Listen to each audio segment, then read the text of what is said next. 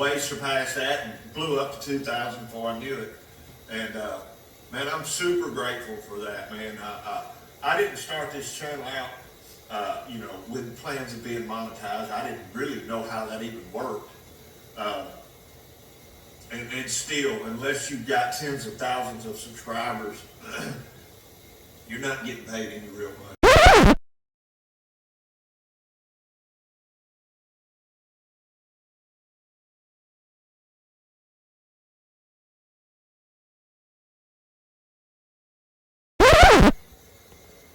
They're just videos on YouTube. Listen, tell her when we're done with these strippers and getting our lap dances, then you can go home, all right? Did you hear them? Are you still there? She probably hung up on you. I think she did. I lost her somehow. That's hilarious. There's a bunch of y'all out there, man.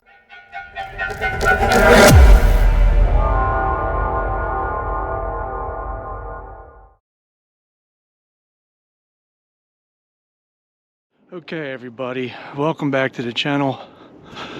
Before we can get into the meat and potatoes of this video, I gotta play musical bikes.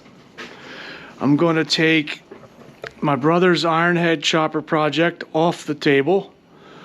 That way I can work on the Panhead or my bike. So before all you Ironhead fans out there crucify me, don't worry, we'll get back to this project. He just has other priorities in life than building this chopper. But we'll get back to it this winter. This is the real world. This isn't a YouTube movie where I'm sponsored and companies just give us parts to build stuff. So this is the real world. This is how it is when you build a chopper.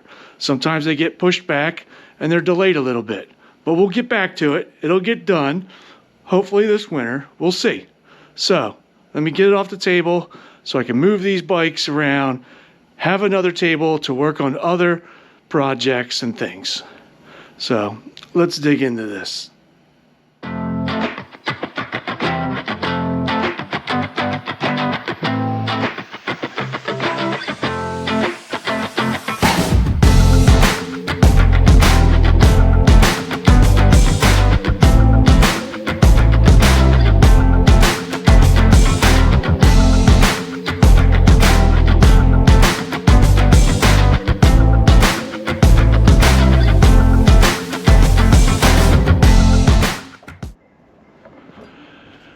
Alright, that got a little dicey.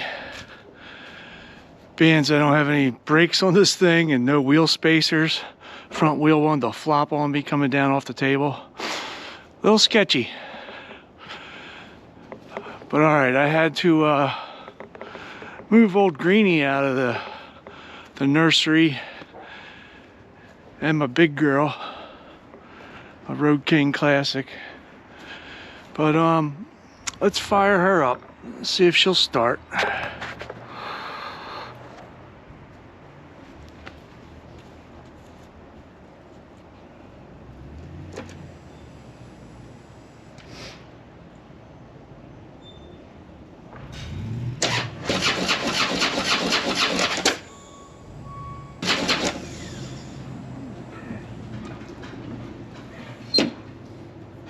Cold.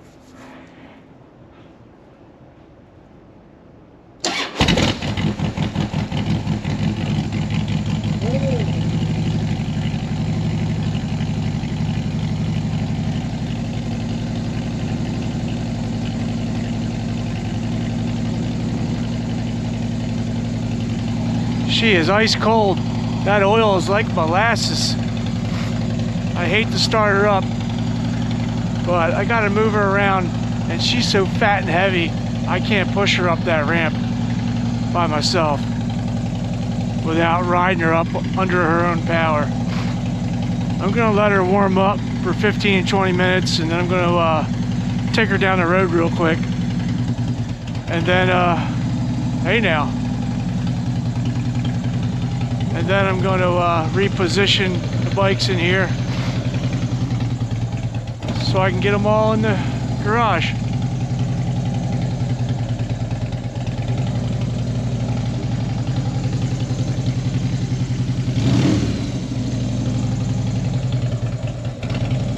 Ooh, she's not liking this cold.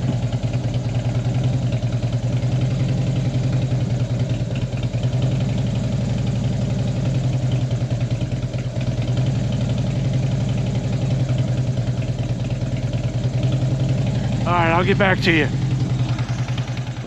Okay, that's enough of musical bikes. Everybody's in here.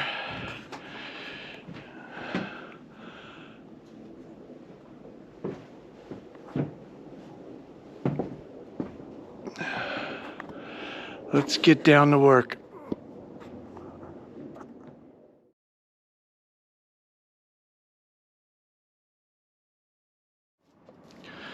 Okay, it's Friday night. Got this garage all sorted out. Got room now to work on the panhead, the clutch lurching, slipping issue. I'm gonna pull the primary, clean the clutch plates, adjust the clutch, adjust the mousetrap, figure out why it's doing that. And I'll have room in here now to also fix my rear exhaust pipe on my Flathead. So let's go to the other garage. Got all Vic's parts in. Let's go over them. Got everything. So let's go over all the parts and we can get working on the 57 Flathead 45. All right, let's dig into what we got here. All right, Vic dropped off a brand new battery today. I apologize about the audio quality. I got my heaters running and you're gonna hear that in the background hissing. Brand new Drag Specialties 6-volt battery. I'm gonna have to add the acid and then charge it up.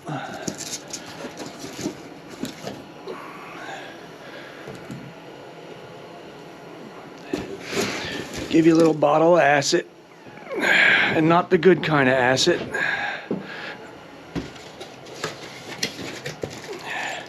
Vent tubes and acid bottles. Man, if that was the good kind, that'd be a lot of it. All right.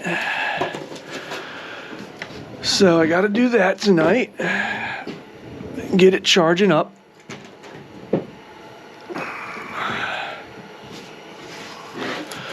All right, I got the spark plugs. I got to gap them. All right. You know what? Let me turn the heat off. This thing's gonna be too loud. All right. So we got this guy here.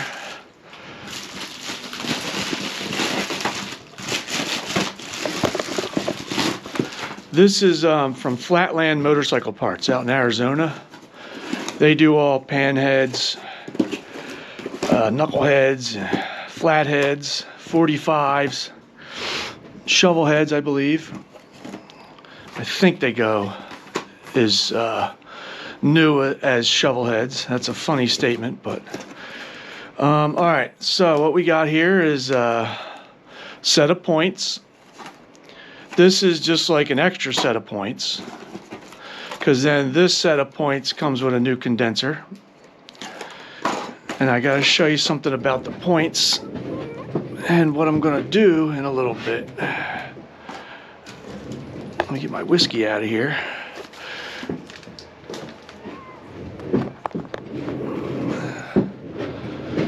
All right, we got his cutout relay. Now, when I was looking for a 6-volt cutout relay for a 45-inch that was within the years of 1957, it was hard to find a regular conventional one that you set up the air gaps on, like I was showing you in my last video. Couldn't find one. And I didn't feel like hunting anymore, so this company, if I can get the damn cover off. Oh, Jesus. I'm gonna have to come back to you when I get this damn cover off. Oh. There we go. So, this particular company, all they had is this style, which is the solid state relay, cutout relay, which if you talk to anybody that has an old flathead, knucklehead, they say that these are way better and they run these. It says it hooks right up to your stock 6-volt ignition system and battery system. I do got to look up some kind of directions just in case there's some type of wiring you got to switch, but they said it works with your dash light and everything. If this works out, I'm going to switch my bike over to a solid state one. Makes more sense than the old-fashioned fucking points that go bad. So we'll see. This one was inspected by Wendy, whoever that is. So it came with the black cover. On Vic's bike, he has a chrome cover on his, so they also gave him the option to have a brand new chrome cover. So that's that. So we'll dig into this in a little later, hopefully. And we got the fuel atomizer. This goes on your linkert, on your intake of the linkert. It atomizes the fuel. Now, when I put this on my bike, I felt that my bike ran better. And it's probably because the fuel was getting atomized and in the combustion process was working better. Like, my main objective with this, since I wasn't running an air cleaner, was to keep any big insects or rocks or anything dumb from getting into my carburetor. So it does act as that. It does keep things out of your carburetor, because Vic on this 45 doesn't run an air cleaner either, so this is really nice to have. And for 15 bucks, it's awesome. I had a buddy said, yo, your bike's going to run a lot better when you put that on there. And sure as shit, it did. Couldn't believe it. So, we'll see. I'm going to put this on his bike too. He needs it. He needs some protection from rocks and insects from going in his carb. Alright. You got your typical Linkert rebuild kit, like we got for his panhead. Gives you a new float, all the gaskets, a new seat, all your springs, all your bushings, all your plugs.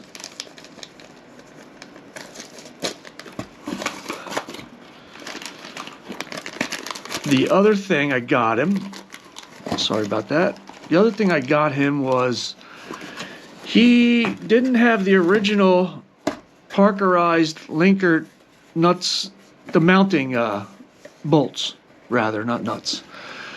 So, you know, it takes 3 to mount his Linkert to the intake, and he has these big goofy ones. So I got these Parkerized ones in 2 different sizes. They were cheap, like $6, $8 for a pack of each. I got them 2 different sizes just to make sure I had the right size for mounting your Linkert. So that's that. I'll show you. Let me show you his. These were the goofy screws. I knew they weren't the stock originals when I saw them on the bike. They were terrible, big and goofy. So I'll pick the size that, let's match it up. Pick the size that fits. And it would be these guys. They'll fit in there.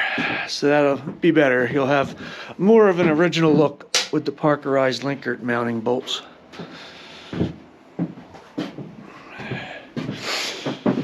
All right, so that's his parts. Like I said, I got spark plugs. I got to gap them. And I got myself some stuff. You'll be happy to know I finally got myself some clothespins. Instead of using the fishing line and fishing hooks for the push rod tubes when I'm adjusting push rods. Man, I hope these are big enough. I might need the monster size clothespins. I don't know if that'll go over a push rod tube. Either way, they were cheap. Try it out. I'll try to be the cool guys that use clothespins. And then, let me show you with the points what I want to talk about. So, with the points, last video I talked about that step out where the fiber bar is on the other style of points. I thought it was non-existent because it's so dry and no grease on the cam lobe. Well, it does exist. It is there. It's just real tiny. So anyway, looking up points for that it would go on a 57 Flathead, a 45,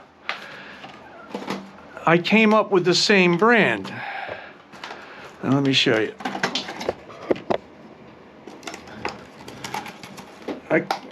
I came across the same exact brand with the plastic armature.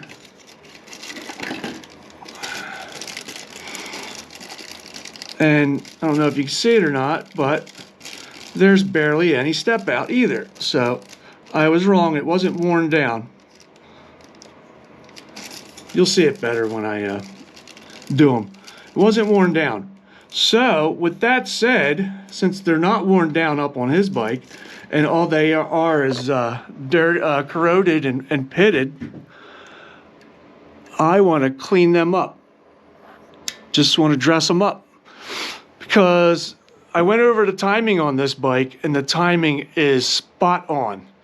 You know, I opened up the timing window, put the line dead center. I was on compression stroke, top dead center on the front cylinder, and the timing was spot on. Actually, it's in the position right now. The indicator line lined up with the step out on the armature, and these points just start to open. They just start to open. So, and the gap was perfect. For a 45-inch flathead, the gap is supposed to be 22 thousandths, and it was spot on 22 thousandths with a slight drag. So I can't complain about the timing. That's perfect. I just want to dress up those points that's in here, and he can use these as a backup. Maybe I'll put this condenser on, because that condenser looks really old. Anytime I put a new condenser on, they're usually newer looking. But here's another set of points, and they're the exact same thing. The plastic armature with the very small bump out. But at a minimum, I'll put this new condenser on. But you can just tell, that's how all the new condensers look when I get them. They don't look like that. So that's what I'm doing with the points. Now, I'm going to dress up the points up there, the contacts. So I got myself, instead of using emery cloth and all the other old tricks, it's like, you know what? Let me get a set of points files. So I got a set of points files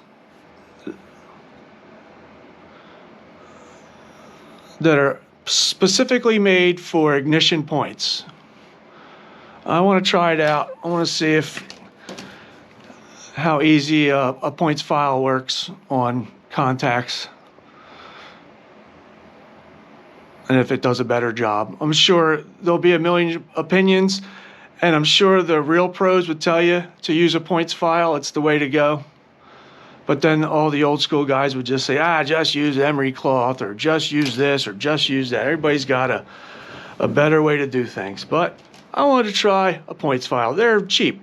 These are like $6. So why not? Let's try it out.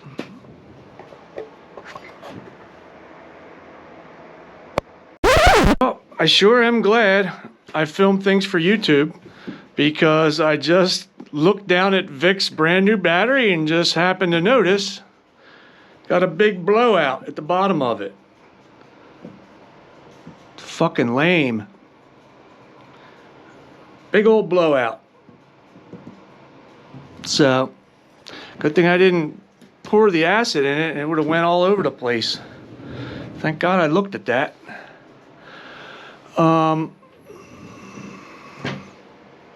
Make sure this thing wasn't used. Guess it doesn't look it.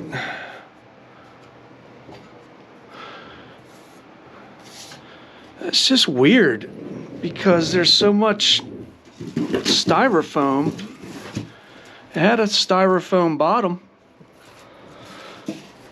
Somebody would have had to have really slammed that thing to the ground to crack it the way they did. That's Vic right now, because I just texted him and said, I hope you have your receipt. Take this back. Get another one. All right. Let's get back into the other stuff. We'll just move on. We don't need the battery right now. All right. I want to gap the new spark plugs next, because I want to put these back in the bike so that there's no open holes, because when I do the oil next, I don't want nothing falling down into the cylinders.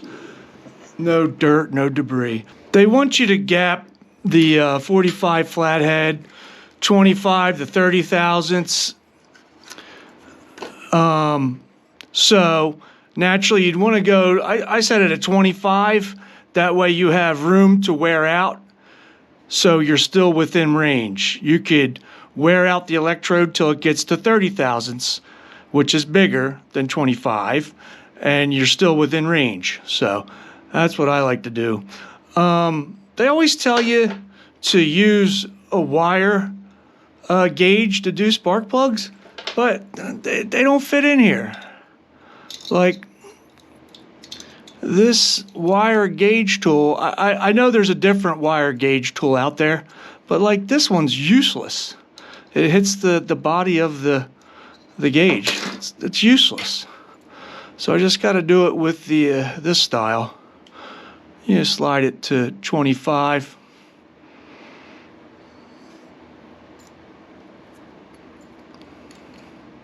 Do that a couple times.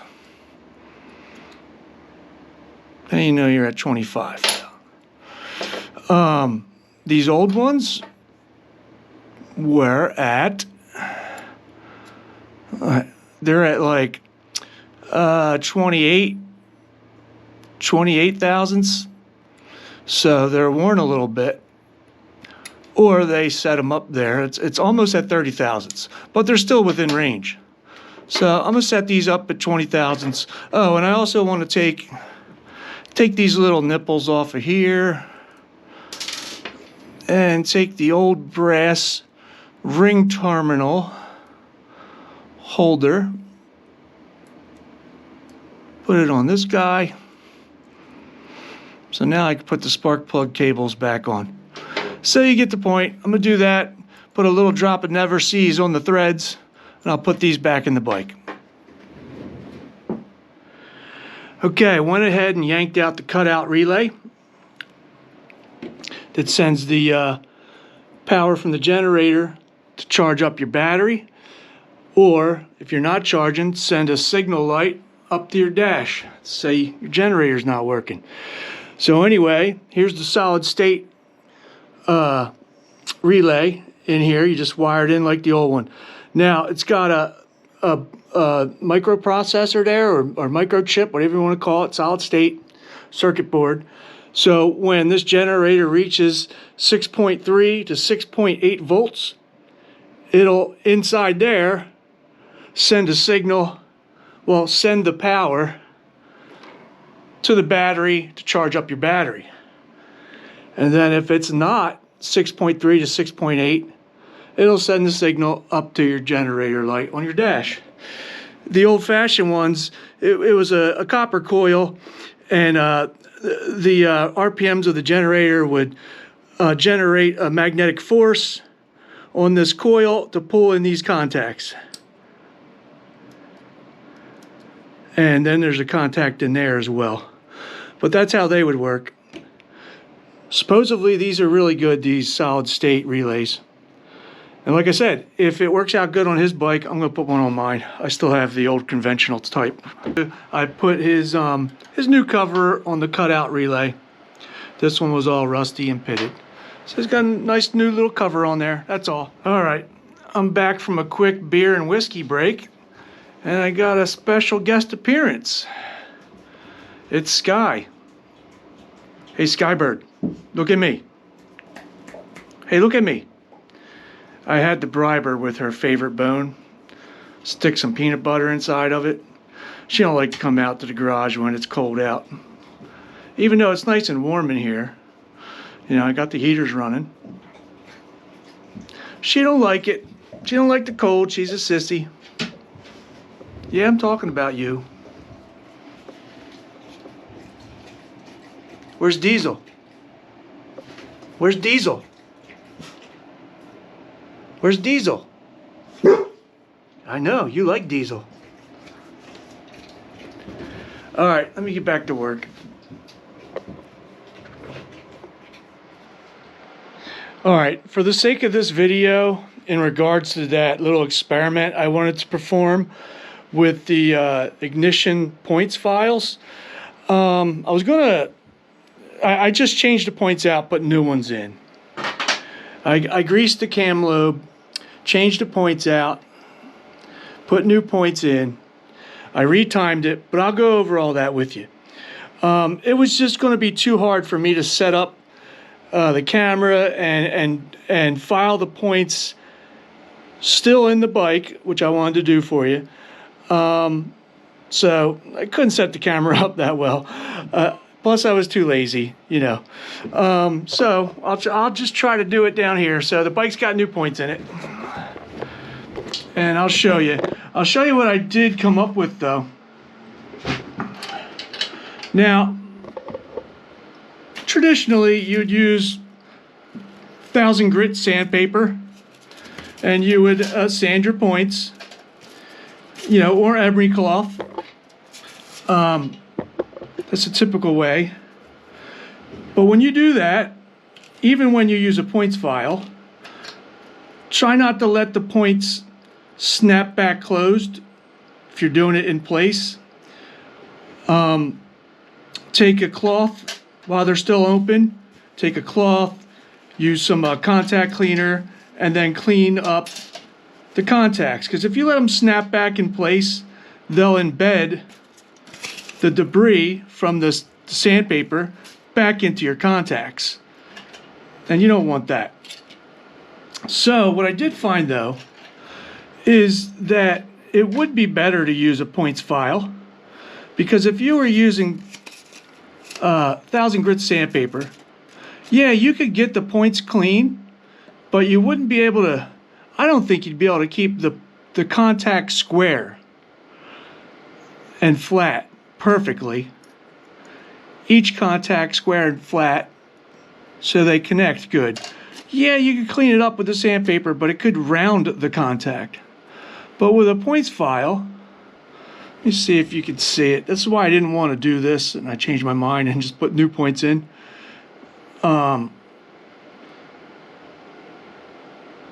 You can hold the points file steady and square. That would keep the contact surface square the way they originally come. So you keep doing it until you got nothing but a shiny surface.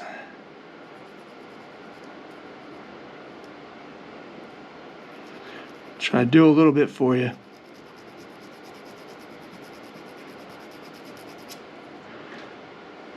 But you get the idea of what I mean by that.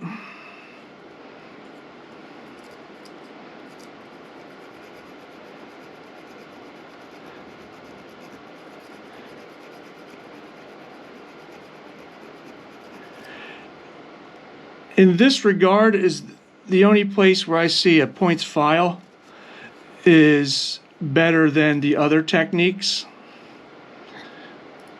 because it would keep the surface nice and flat and square and not rounded. But to each their own. If you're cleaning your points and you don't want to change your points, do them however you want. What do I care? I just wanted to buy these files and try them out. They work. Just got to spend some time with it and get this surface nice and shiny. See, with the sandpaper,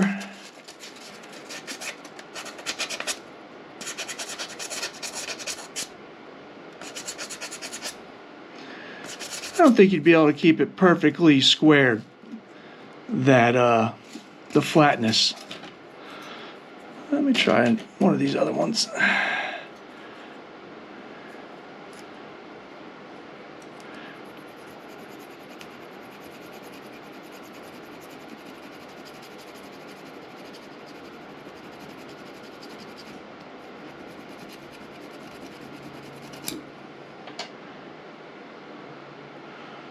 Yeah, she's starting to get real shiny, like a mirror. And with the file, I know she's nice and square and flat and not rounded. You don't want a hump. You don't want two humps touching each other. You want them to have flat surface contact.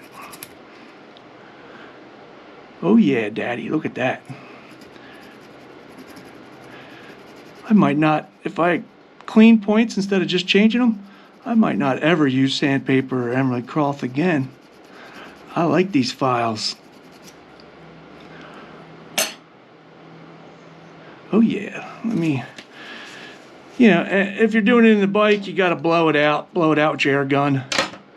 But look at that, I don't know if it's showing up, but she's showing up like a mirror finish now. So I'll continue to clean these points up. That way Vic will always have this set, a used set, that he can keep around too. I'll go ahead and do this side. Same deal. Keep it nice and square.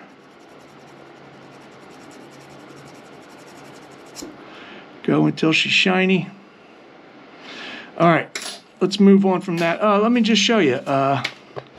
So I I installed these points. I got the motor on top dead center on the compression stroke of the front cylinder, and I got the line dead center in the window of the timing hole. Pretty sure you can see it. I can't tell by my camera, but I think you can see it. So you get it there. And then you should line up the indication mark on your armature with that line on the cam lobe. Now right now I have the timer base retarded. So if you set it up right, first off, let me say, before you do this, you got to set your points. I set these at 22 thousandths on the highest part of the cam lobe. You set it at 22 thousandths. Then you get the rotation on the compression stroke. Then right here, you then advance the timer. And just as it hits, lines up with that timer mark, your contacts should be opening. And mine are. I proved it with a voltmeter. So she's perfectly timed again. So she should fire right up.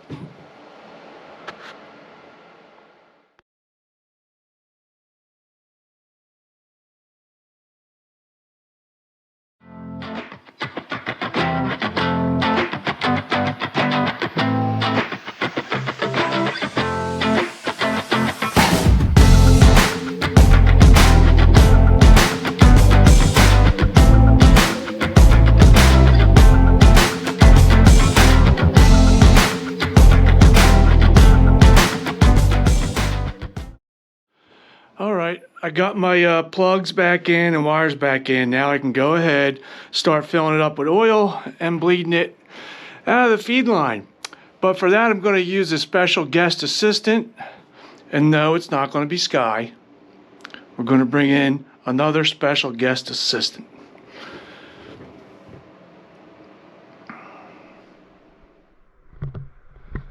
Okay, like I said, now that I got the spark plug wires on, I can go ahead and pour the oil in the tank. I want to gravity bleed this line down to the oil pump.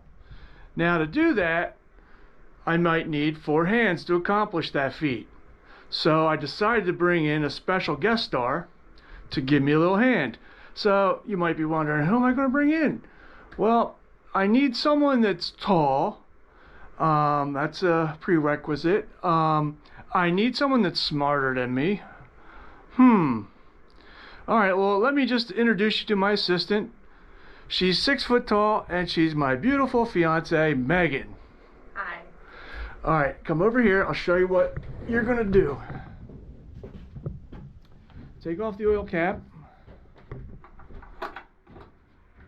Alright, set that down. Yep. Now, go ahead, pull the dipstick. Set that on the table. Now, get the funnel out. Put that in there. And then have a quart of oil ready.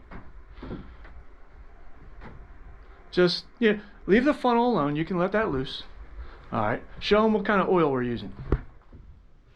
Lucas Motorcycle Oil 50. SA50. SA50. Have you ever rode a motorcycle before you ever met me No. 11 years ago? No? I was your first Harley ride? Yeah. I remember that night in every detail, but I can't share that with you guys. It got pretty wild. Alright, 6 foot. Wait, getting ahead of yourself.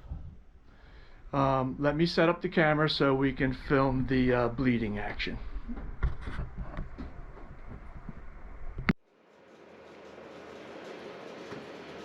Okay, this is the point where I'm gonna crack this flare nut.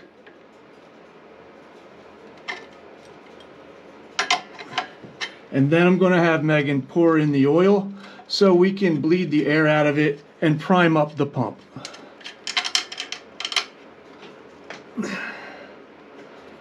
Okay, hang on. All right, assistant. Go ahead and pour the oil in.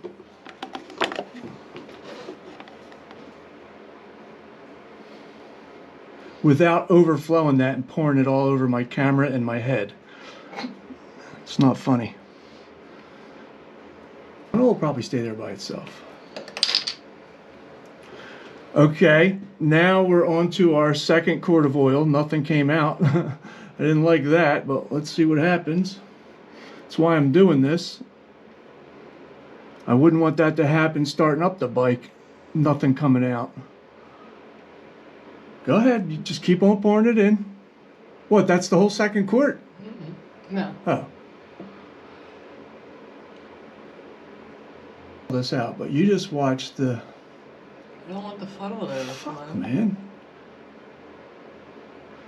Yeah, that's all you have to pay attention to is the funnel. Don't worry about down here. All right, it's starting to come now. All right, you ready? That's it. All right, here it comes now. You go ahead and put that third one in.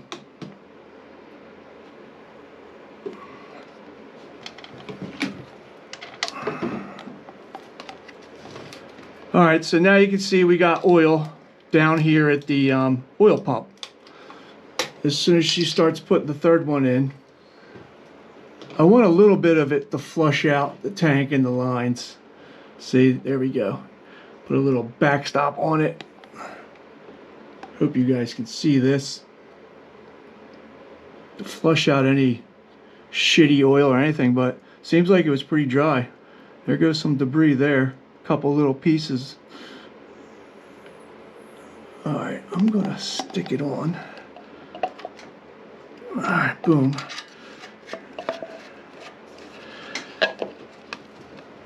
And that's that.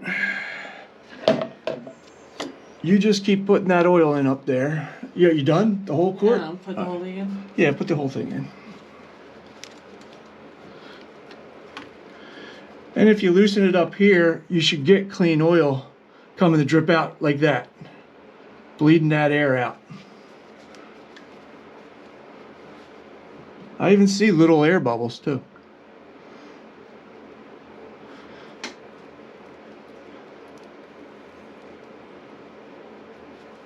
So go ahead and tighten that up. The flare nut.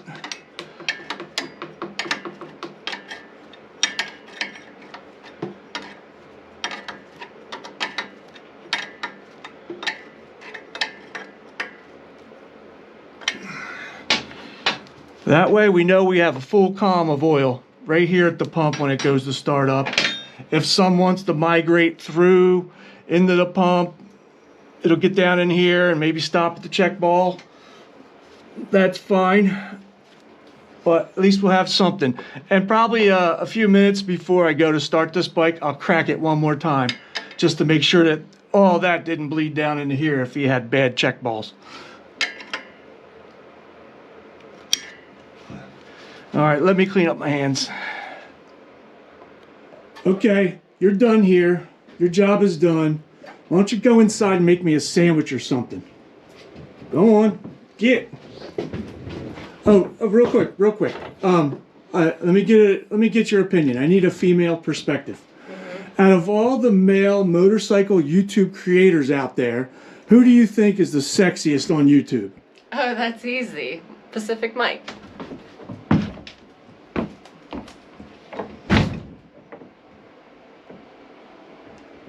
Damn you, Mike!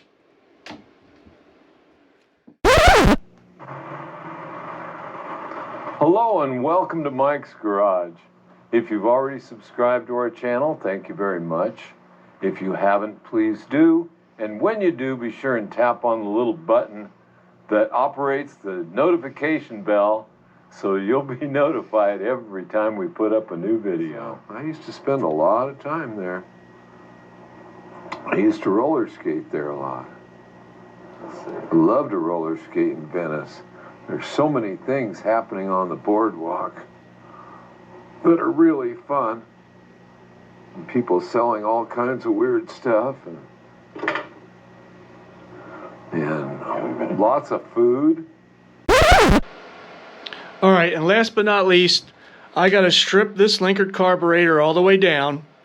Pull the float bowl off. You start here by taking the nut off the bottom. Get the bracket off. Get the bowl locking nut off and the copper crush washer. Yank that out.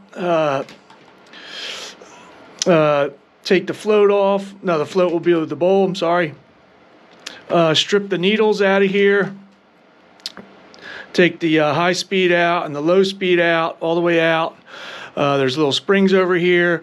There's a venturi all the way in there. There's a venturi. You got a throttle shaft. You got a disc. I'm going to strip this carburetor all down, and I'm going to clean it all up. I'm going to soak it in my parts cleaner, do all that kind of stuff. Then I'm going to rebuild it with all the gaskets and the springs and the new float, and set the float, and clean the fuel strainer. There's a fuel strainer in here and gaskets. But you guys have seen me do this in previous videos, so I'm not going to do it again because this video is getting extremely long. And there's way better videos, way better detailed videos on Tatro Machine, Pacific Mike, a few other guys too, on YouTube. So I'm not the expert. I just clean it up, take them all apart, clean it up, put it back together. They're not hard to do. So, but if I find something crazy in here that you got to see, I'll come back to you. But if not, I got to wrap the video up here because it's getting very, very long.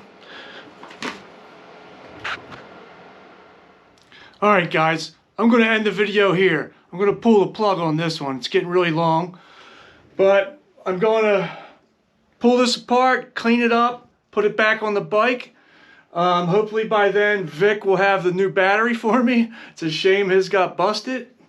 So hopefully the next time you see me on this bike, we'll be kickstarting it and riding it down the road. I'd like to thank Megan for joining me out here. If she did a good job and you guys think she should be in more videos, let her know in the comments. She hates it. So I'm just going to end it here. I'll talk to you guys in the next episode.